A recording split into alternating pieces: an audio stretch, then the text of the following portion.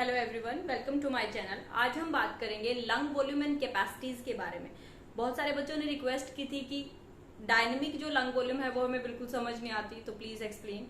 तो आज हम बात करेंगे कि ये volume and dynamic and static lung volume होती क्या है, इनका मीनिंग क्या है और इनका क्लिनिकल रेलिवेंस क्या है। ओके, तो वीडियो को शुरू करते हैं। अगर आपको मेरी वीडियोस अच्छी लग रही हो तो प्लीज सब्सक्राइब कर दीजिएगा, इससे मुझे मोटिवेशन मिलेगी और आपके लिए वीडियो में फ्री में प्रोवाइड कर ही रही हूँ। तो शुरू करते हैं लंग वॉल्यूम एंड कैपेसिटीज।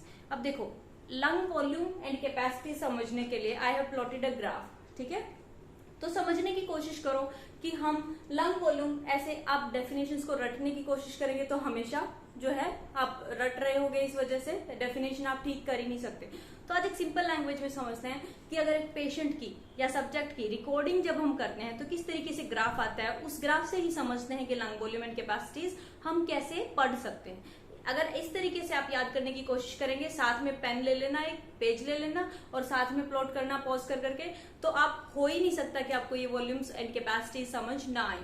तो डायनामिक जो अब बहुत कंफ्यूजिंग लगती हैं, हमारी बुक्स में लिखी हुई होती है और हमें बिल्कुल समझ नहीं आती, मुझे तो बिल्कुल नहीं आती थी बैचलर डिग्री में।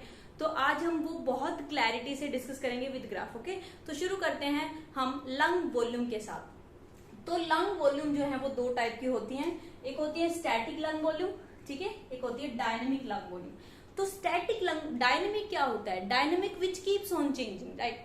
तो डायनेमिक होता है वो लंग वॉल्यूम जिनके साथ हम टाइम की बात कर रहे होते हैं, time dependent.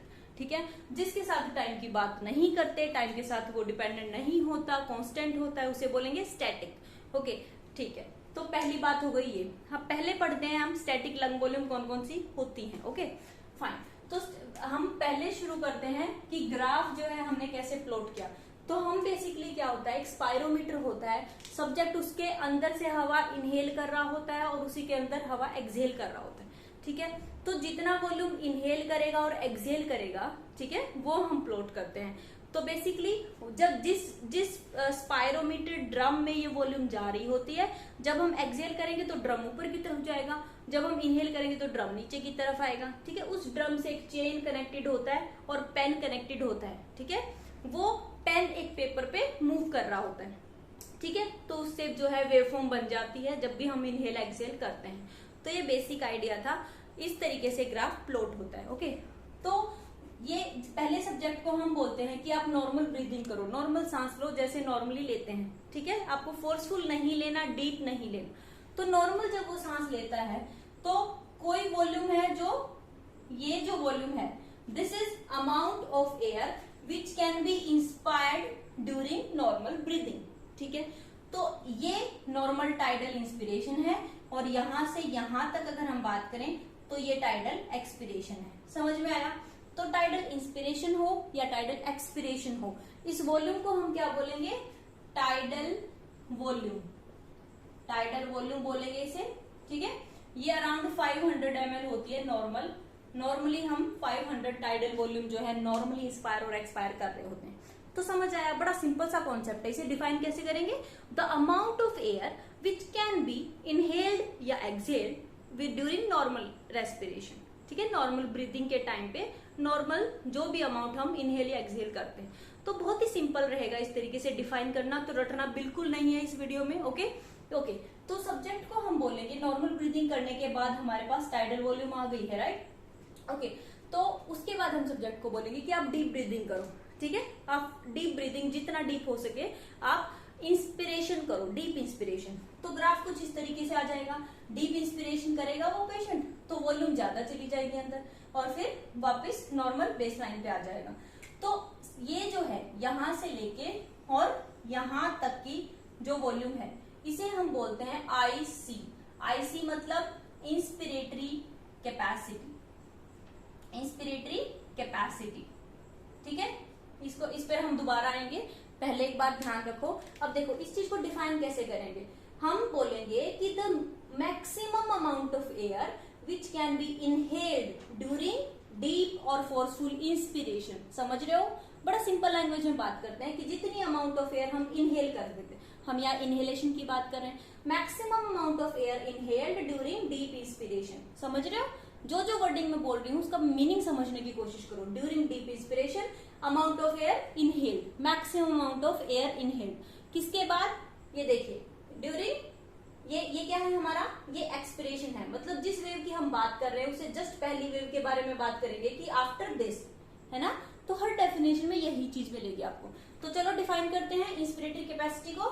The maximum amount of air which can be inhaled deeply और फोर्सफुली आफ्टर नॉर्मल एक्सपिरेशन। तो समझ आया, ये होती है हमारी आईसी, इंस्पिरेटरी कैपेसिटी। बेसिकली हम दो जगह कैपेसिटी यूज करेंगे, इंस्पिरेटरी और एक्सपिरेटरी। ये होता क्या है, कैपेसिटी वर्ड आता है जब हम दो या दो से ज्यादा वॉल्यूम्स को ऐड करके कोई रिजल्ट निकालते हैं, उसको बोलते हैं कैपेसिटी। तो समझ आया, वॉल्यूम होती है एक सिंगल यूनिट, एक सिंगल पैरामीटर, ठीक है। कोई एक सिंगल मेजर करेंगे उसे बोलेंगे सिंगल वॉल्यूम। अगर दो वॉल्यूम को ऐड करके कोई पैरामीटर बन रहा है तो उसे बोलेंगे कैपेसिटी। अब इसे कैपेसिटी क्यों बोलते हैं, क्योंकि इसमें दो वॉल्यूम ऐड है। लेट्स टेक अदर कलर, एक तो देखो ये वॉल्यूम ऐड है यहां से यहां तक, और एक ये टाइडल वॉल्यूम ऐड है, ठीक है। ये टाइडल वॉल्यूम है ना इतनी, ये टाइडल वॉल्यूम है, और ये जो वॉल्यूम है ये, ठीक है, इसको बोलते हैं हम inspiratory reserve volume, inspiratory reserve volume, ठीक है, इंस्पिरेटरी रिजर्व वॉल्यूम। ओके, तो समझ आया कैपेसिटी क्यों बोला हमने, इंस्पिरेटरी कैपेसिटी क्यों बोला, inspiratory reserve volume plus tidal volume को बोलते हैं इंस्पिरेटरी कैपेसिटी, इसीलिए कैपेसिटी वर्ड आया है, ठीक है। अब चलो इसको फिर से डिफाइन करते हैं। ये डिफाइन करना आ गया आपको।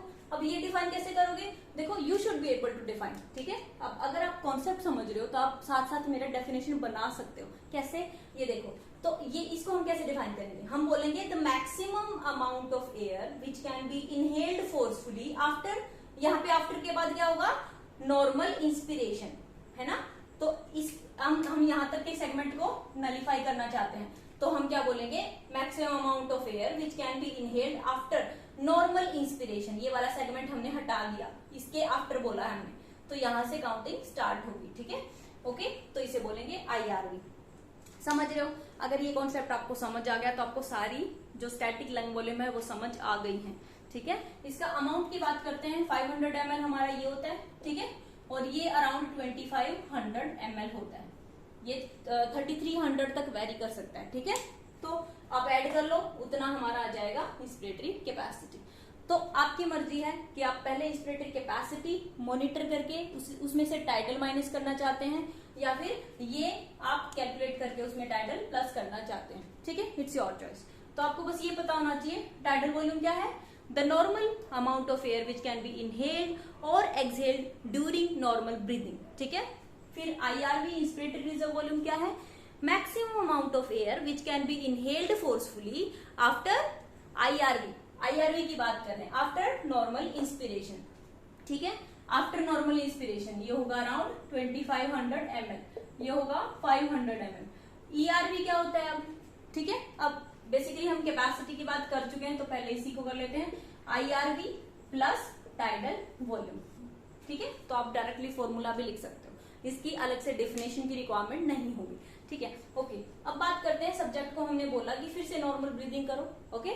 फिर हमने सब्जेक्ट को बोला कि अब फोर्सफुल एक्सपिरेशन करके दिखाओ आप, नॉर्मल ब्रीदिंग कर रहा था वो, फिर फोर्सफुल एक्सपिरेशन कर रहा है। तो इसी तरीके से यहां से लेके यहां तक की वॉल्यूम को हम बोलेंगे एक्सपिरेटरी कैपेसिटी, ठीक है। यानी इसी को डिफाइन करना हो तो आप क्या बोलोगे कि ये इसने क्या किया है, मैक्सिमम फोर्सफुल एक्सेलेशन किया है, ये चीज इसको डिफाइन करना है हमें।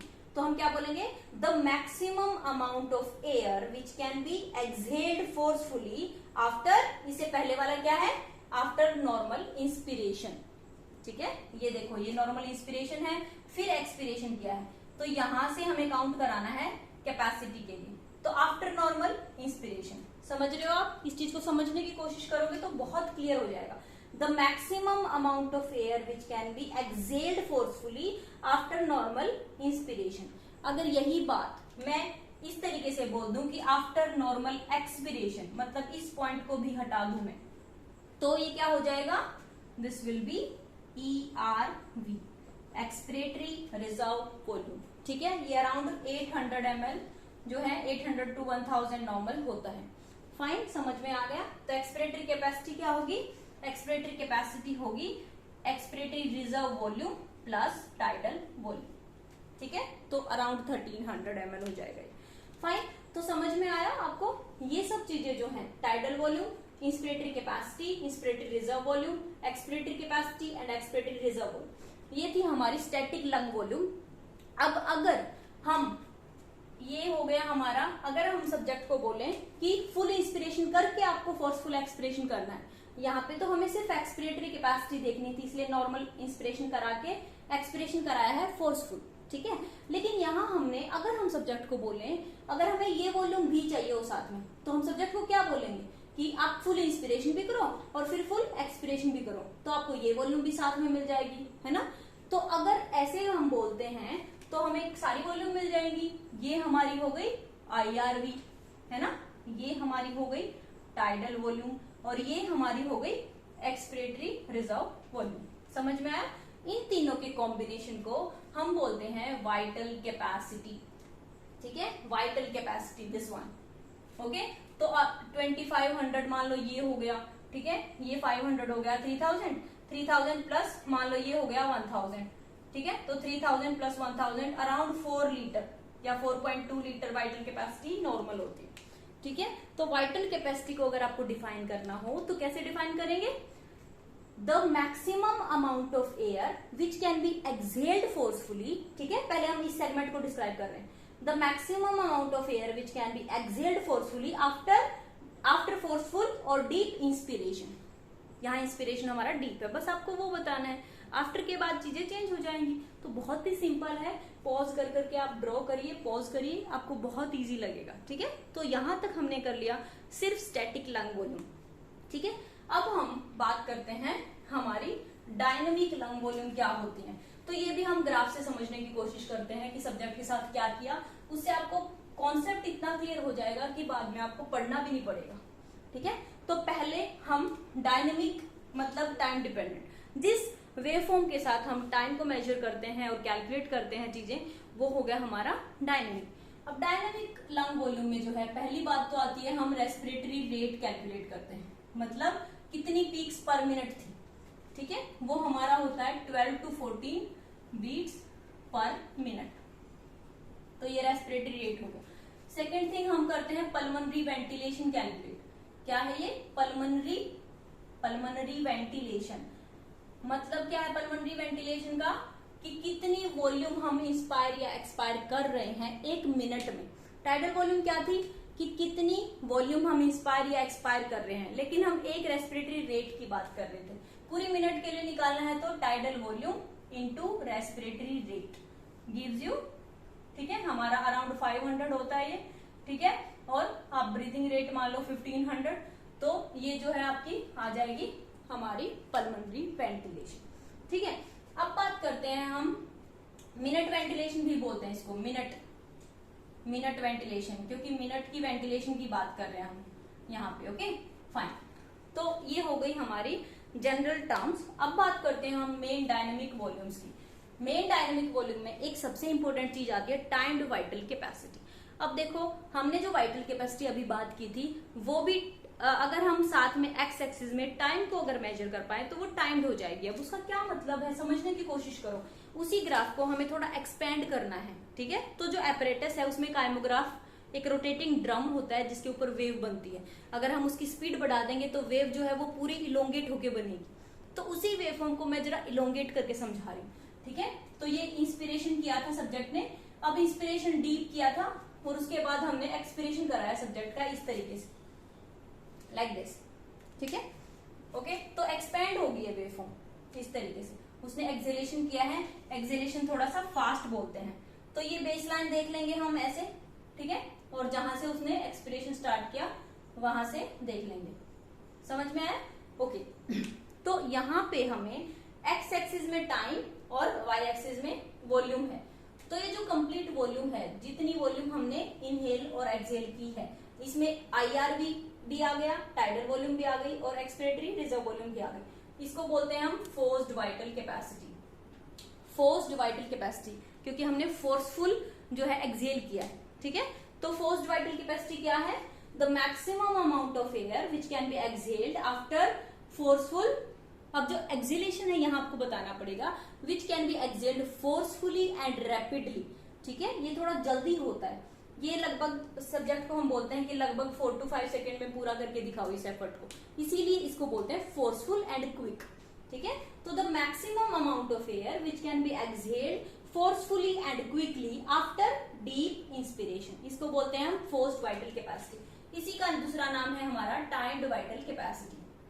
टाइम्ड वाइटल कैपेसिटी क्यों है? क्योंकि हम टाइम देख रहे हैं। अब हमने देखा कि ये लगभग 4 सेकंड में जो है इसने एफर्ट लगाया, तो हम क्या करेंगे, इस 4 सेकंड को हम उसे टाइम पे डिवाइड कर देंगे। मतलब 1 सेकंड यहाँ है, 2 सेकंड यहाँ है, 3 सेकंड यहाँ है, हमने लेबल कर दिया 1 सेकंड, 2 सेकंड, 3 सेकंड। ठीक है, ओके। और हमने देखा कि इस तरीके से सब्जेक्ट ने एक्सेल किया है। ओके, तो इससे हम ट्रेस करेंगे कि एफवीसी का कितना परसेंट पार्ट, कितने परसेंट पार्ट, मतलब इससे हम लाइन ड्रॉ करेंगे और यहां से ये जो वॉल्यूम है, ये जो वॉल्यूम है, मान लो ये वॉल्यूम है 4000 ml, टोटल वॉल्यूम 4000 ml थी वाइटल कैपेसिटी की। ठीक है, उस 4000 ml का 3000 ml जो है, 3000 ml जो है वो 1 सेकेंड में एक्सहेल कर दिया सब्जेक्ट ने। ठीक है, तो हम क्या देखेंगे कि ये 3000 ml है फर्स्ट सेकेंड में, this is first second. Okay, तो इसे हम बोलेंगे FEV1, फर्स्ट सेकेंड में एक्सहेल किया है। FEV क्या होता है? Forced expiratory volume. ठीक है, फोर्स्ड एक्सपिरेटरी वॉल्यूम पता करनी है, ये बहुत इंपॉर्टेंट पैरामीटर है, इसे आप छोड़ नहीं सकते। ठीक है, तो ऐसे ही आप सेकेंड में और थर्ड सेकेंड में ये वॉल्यूम आ जाएगी हमारी FEV2। ठीक है, यहां ये वॉल्यूम आ जाएगी हमारी FEV3 और ये आ जाएगी हमारी FEV4। ठीक है, ओके, तो ये होते हैं FEV1, 2, 3 एंड 4। तो नॉर्मल अगर हम बात करें तो FEV1 जो है ये होती है 80% तक, 70 to 80%। FEV2 होती है 95% तक की वॉल्यूम हम एक्सहेल कर देते हैं 2 सेकेंड में। ठीक है, FEV3 होती है 98% तक हम एक्सहेल कर देते हैं और यहाँ 100%। तो समझ आए, हम टोटल वॉल्यूम का लगभग 70 से 80% 1 सेकेंड में एक्सहेल कर पाते हैं नॉर्मली। ठीक है, और अगर 2 सेकेंड की बात करें, अराउंड 95% 2 सेकेंड में एक्सहेल कर पाते हैं, 3 सेकेंड में हम कर पाते हैं अराउंड 98%। तो समझ आया, ये नॉर्मल वैल्यूज हैं FEV1, FEV2, FEV3 की। तो आज के बाद कंफ्यूज नहीं होना कि ये होती क्या है। ये होती है बेसिकली कितनी टोटल वॉल्यूम का कितना वॉल्यूम आप फर्स्ट सेकेंड में, 2 सेकेंड में, 3 सेकेंड में एक्सहेल कर पा रहे हैं। तो पहली बात तो हो गई ये। अब डायनेमिक में आपको पता क्या क्या करना है, एक तो FEV1 की वैल्यू क्या है, पहली बात। दूसरी बात, आपको FEV1 की परसेंटेज पता करनी है। This is really important thing जो आपको डायनेमिक में आनी चाहिए। ठीक है, और इसका क्लिनिकल सिग्निफिकेंस पूछा जाता है। हम कैसे पता करेंगे? FEV1 का ये जो सेगमेंट है इसे माप लेंगे, मेजर कर लेंगे FEV1। ठीक है, और इसे डिवाइड कर देंगे टोटल वॉल्यूम को, ये क्या है FVC, forced vital capacity. FVC को डिवाइड कर देंगे, ठीक है, और इंटू कर देंगे 100। तो ये वैल्यू आ जाएगी हमारी 3000 बाय 4000 इंटू 100, तो ये आ गई हमारी 75%। ठीक है, तो 75% आई है हमारी FEV1। ठीक है, तो नॉर्मल वैल्यू क्या है 70 to 80%। फाइन, अब इस वैल्यू का जो है बहुत इंपॉर्टेंट एक बेनिफिट है to distinguish between obstructive and restrictive disorder. ये हम अभी टच अपॉन करेंगे, जस्ट एक बार कंप्लीट कर लेते हैं रेस्ट डायनेमिक वॉल्यूम्स को। ओके, फिर हम देखेंगे कि कैसे हम डिफरेंशिएट करेंगे FEV1 परसेंटेज की वैल्यू को। फाइन, अब देखो ये हो गया। अब उसके बाद हमें क्या करना है, उसके बाद नेक्स्ट डायनेमिक वॉल्यूम देखो एक बार क्या है, ये देखो एक और डायनेमिक वॉल्यूम है FEF 25% to 75%। फाइन, ये क्या है, ये है forced expiratory flow, forced expiratory flow rate. लेकिन इन्होंने पूछा है कि फ्लो रेट बताओ कहां से, जब 25% से 75% तक की वॉल्यूम एक्सहेल हुई हो तब बताओ। वो कैसे करेंगे, ये हमारी टोटल वॉल्यूम है ना, ये टोटल वॉल्यूम है, इसे आप 4 पार्ट में डिवाइड कर लो, ये 4 पार्ट हो गए। तो ये 25% वॉल्यूम गई है, यहाँ पे 25% गई, ठीक है, 75% यहाँ पे गई है। आप ये ट्रेस कर लो, ठीक है। तो आप क्या करोगे, यहाँ पे इसकी एक्स और वाई एक्सिस मेजर कर लोगे। तो इससे हमें क्या मिल गया, इससे हमें मिल गया ये वॉल्यूम मिल गई और ये टाइम मिल गया। फ्लो क्या होता है, वॉल्यूम डिवाइडेड बाय टाइम, ठीक है। तो कुछ भी हो, मान लो ये 1 सेकेंड है और ये हो गई हमारी वॉल्यूम अराउंड 2000 हो गई। तो 2000 डिवाइडेड बाय 1, तो ये आ जाएगी हमारी फोर्स्ड एक्सपिरेटरी फ्लो रेट। देखिए ये एग्जाम में लिस्ट इंपॉर्टेंट चीज है, मैं बस आपको क्लियर करना चाहती हूँ कि बुक में जो लिखा होता है वो कभी कभी बहुत मुश्किल लगता है, होता नहीं, ठीक है। तो 25% से 75% तक की वॉल्यूम मिल गई हमें डिवाइडेड बाय टाइम, उससे मिल जाएगा आपको फ्लो रेट, ठीक है। तो ये हो गया, ये pulmonary ventilation we have done, ठीक है। ये है हमारा MVV, मैक्सिमम वॉलंटरी वॉल्यूम और वेंटिलेशन। ये क्या होता है, लास्ट डायनेमिक वॉल्यूम है जो आपको बुक में जरूर मिलेगा, ठीक है। ये क्या होता है, जब सब्जेक्ट को बोलेंगे कि आप डीप ब्रीदिंग करो और जितना रेट बढ़ा सकते हो उतना बढ़ाओ, इस तरीके से वो रेट बढ़ाएगा, ठीक है। फिर हम क्या करेंगे, हम वॉल्यूम मॉनिटर करेंगे। मान लो ये आती है 1000 ml, ठीक है, ओके। तो बेसिकली MVV क्या है, मैक्सिमम आप कितना इनहेल या एक्सहेल कर पाते हो इन 1 मिनट। टोटल वॉल्यूम को बोलते हैं मैक्सिमम वॉलंटरी वेंटिलेशन, या वॉल्यूम भी यूज कर सकते हो आप, ओके। तो मैक्सिमम वॉलंटरी वॉल्यूम क्या होगी, the maximum amount of air which can be inhaled और exhaled forcefully and rapidly during 1 minute. अब तक हम सिर्फ एक रेट की बात कर रहे थे कि एक साइकिल की बात कर रहे थे, पूरी मिनट को हम कैसे कैलकुलेट करेंगे, जितनी पीक आती है उन सब की वॉल्यूम एक दूसरे में ऐड कर दो, 1 मिनट तक की वॉल्यूम। अब 1 मिनट तक हाइपरवेंटिलेट करेगा कौन भाई, तो इसीलिए एक छोटे सेगमेंट के लिए सब्जेक्ट को हाइपरवेंटिलेट कराया जाता है। फॉर एग्जाम्पल ये हो गया 15 सेकेंड का डाटा, ये मान लो 15 सेकेंड का डाटा है, 15 सेकेंड का करा दिया, ठीक है, 4 से मल्टीप्लाई कर देंगे बाद में, ठीक है। तो जितनी पीक आई, मान लो ये कितनी पीक है, 1 2 3 4 5, तो इंस्पिरेटरी फर्स्ट की वॉल्यूम आ गई I1, वॉल्यूम लिख लिया आपने। फिर इंस्पिरेटरी सेकेंड की वॉल्यूम लिख ली, फिर थर्ड की लिख ली, फिर फोर्थ की लिख ली, फिर फिफ्थ की लिख ली। तो अगर 1000 ml मान के चलो तो 1000 ml हो गई ये 5000 ml, ठीक है। तो 5000 ml है और 15 सेकंड का डाटा है, हमें 60 सेकंड बनाना है, 1 मिनट बनाना है, तो इसको आप 4 से मल्टीप्लाई कर दोगे, ठीक है। तो ये आ जाएगा आपका लीटर पर मिनट टोटल वॉल्यूम जो आप इनहेल या एक्सहेल कर सकते हैं, ठीक है। तो ये हो गया मैक्सिमम वॉलंटरी वॉल्यूम या वेंटिलेशन, जो कि डायनेमिक लंग वॉल्यूम का बहुत इंपॉर्टेंट पैरामीटर है। अब इस MVV मैक्सिमम आपका क्या एफर्ट है माइनस नॉर्मल आपका क्या एफर्ट है, पल्मोनरी वेंटिलेशन। अगर आप इन दोनों का डिफरेंस देखेंगे उसे बोलेंगे पल्मोनरी रिजर्व, मतलब नॉर्मल से ऊपर आप कितना रिजर्व कर पाते हैं, that is always a reserve, ठीक है। तो मिनट वेंटिलेशन माइनस कर देंगे मैक्सिमम वॉलंटरी वेंटिलेशन से, तो आपका आ जाएगा पल्मोनरी रिजर्व, ठीक है।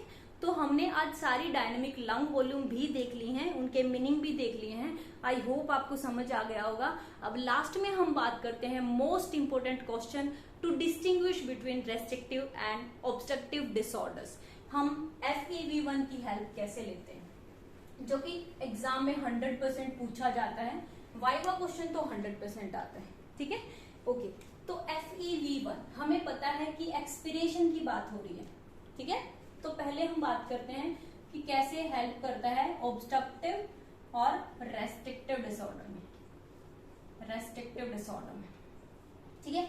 और ऑब्स्ट्रक्शन क्या होती है, जिसमें क्या इफेक्ट है, एक्सपिरेशन एबनॉर्मल है, एक्सपिरेशन करते हुए ट्रैक में कोई ऑब्स्ट्रक्शन है, म्यूकस प्लग हो गया है या अस्थमा है, ब्रोंकोकॉन्स्ट्रिक्शन हो गया है, तो आप एक्सपायर नहीं कर पा रहे, एक्सहेलेशन नहीं कर पा रहे, ठीक है। रेस्ट्रिक्टिव में लंग जो है वो एक्सपैंड नहीं हो पा रहे, इंस्पिरेशन अफेक्टेड है, इसीलिए इंस्पिरेशन अफेक्टेड है, यहाँ इंस्पिरेशन एक्सपैंड नहीं हो पा रहे, रेस्ट्रिक्ट है, एक्सपैंड नहीं हो पा रहे। बेसिकली मान लो लंग्स के बाहर एडिमा भर गया है, पस भर गई है, ब्लड भर गया है, whatever reason it is, तो लंग एक्सपैंड नहीं हो पाएंगे। फॉर एग्जाम्पल रिब फ्रैक्चर है, पेन हो रहा है सब्जेक्ट को, वो एक्सपैंड ही नहीं करेगा, तो इंस्पिरेशन अफेक्ट होगा उस कंडीशन में, एक्सपिरेशन नॉर्मल होगा। अब इन दोनों कंडीशन में हम रिलेट करते हैं FEV1 का क्या होना चाहिए। अब देखो यहाँ ऑब्स्ट्रक्टिव डिसऑर्डर में वाइटल कैपेसिटी यहाँ है, ठीक है, पहले वो इस तरीके से थी। अब एक्सपिरेशन अफेक्ट है, बेसिकली होगा क्या कि वो बंदा एक्सपायर करना चाहेगा लेकिन कर नहीं पाएगा, बहुत ही स्लो करेगा और बहुत टाइम लग जाएगा उसे उतनी ही एयर को बाहर फेंकने में। समझ रहे हो, बड़ा सिंपल कॉन्सेप्ट है, लॉन्ग एक्सपिरेशन हो जाएगी उसकी। तो अगर 1 सेकेंड में यहां आ रहा था, ये FEV1 था, V1 ये कितना हो गया, अराउंड 70% था, ठीक है। इसी को आप इसमें भी ट्रेस करोगे तो ये अराउंड 40% है, ये देखो, ठीक है। तो यहाँ पे हम कैसे पैरामीटर को देखेंगे, वाइटल कैपेसिटी नॉर्मल, ठीक है, और FEV1 डिक्रीज। FEV1 कम हो गया, 70% से 40% हो गया, मतलब कम परसेंटेज हम एक्सेल कर पाते हैं 1 सेकेंड में। तो सिंपल सा पैरामीटर है। तो FEV1 जो है वो फाइंड आउट करता है हमारा ऑब्स्ट्रक्टिव डिसऑर्डर। रेस्ट्रिक्टिव में क्या होना चाहिए, रेस्ट्रिक्टिव में क्या होगा, इंस्पिरेशन अफेक्ट है तो इतनी वाइटल कैपेसिटी नहीं हो पाएगी, वाइटल कैपेसिटी ही यहाँ से शुरू होगी, 4000 वॉल्यूम को अंदर ही नहीं ले पाएगा, हो सकता है ये वॉल्यूम 3000 ml ही ले पाए, ठीक है। तो यहां से आपकी जो है स्टार्ट होगी, तो इस तरीके से स्टार्ट होगी ऐसे, ठीक है। तो अल्टीमेटली वाइटल कैपेसिटी डिक्रीज होगी, इसमें there will be decrease in vital capacity, ठीक है। अब वाइटल कैपेसिटी तो रिड्यूस होगी, अब उसका परसेंटेज अगर हम देखें तो ये अराउंड 70% ही जो है, मतलब समझ रहे हो आप, FEV1 यहाँ परसेंटेज अफेक्ट नहीं होगी। क्यों, क्योंकि परसेंटेज जो हम निकालते हैं वो हम निकालते हैं टोटल वॉल्यूम से। यहाँ पे वाइटल कैपेसिटी कम हो जाएगी बट इसकी परसेंटेज जो है टोटल वॉल्यूम का 70% फर्स्ट सेकेंड में एक्सेल कर पाएगा वो, क्योंकि एक्सपिरेशन तो अफेक्ट है ही नहीं, एक्सपिरेशन तो उसकी नॉर्मल है, तो वो एक्सेल परसेंटेज अमाउंट तो कर पाएगा। अब टोटल अमाउंट ही कम है तो क्या करें, तो समझ में आया।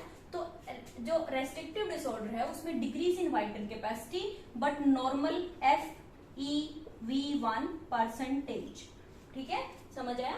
तो बेसिकली ये जो ग्राफ है ब्लू वाला, ये है रेस्ट्रिक्टिव डिसऑर्डर का। रेस्ट्रिक्टिव बैठ के ड्रॉ करोगे तो 100% आपको समझ आ जाएगा, और ये है ऑब्स्ट्रक्टिव डिसऑर्डर का। फाइन, ओके, ऑब्स्ट्रक्टिव और रेस्ट्रिक्टिव डिसऑर्डर, ठीक है। तो इस तरीके से FEV1 जो है बहुत इंपॉर्टेंट पैरामीटर है टू रूल आउट कि जो डिसऑर्डर है वो ऑब्स्ट्रक्टिव है या रेस्ट्रिक्टिव डिसऑर्डर है, ठीक है। आई होप आपको ये वीडियो समझ आ गई होगी। अगर नहीं समझ आई तो एक बार और प्ले करके आप साथ साथ ड्रॉ करेंगे, 100% अश्योर कर सकती हूँ मैं आपको कि ये प्रॉब्लम नहीं होगी आपको। फिर भी अगर आपको कोई प्रॉब्लम है तो you can comment below. Thanks for watching.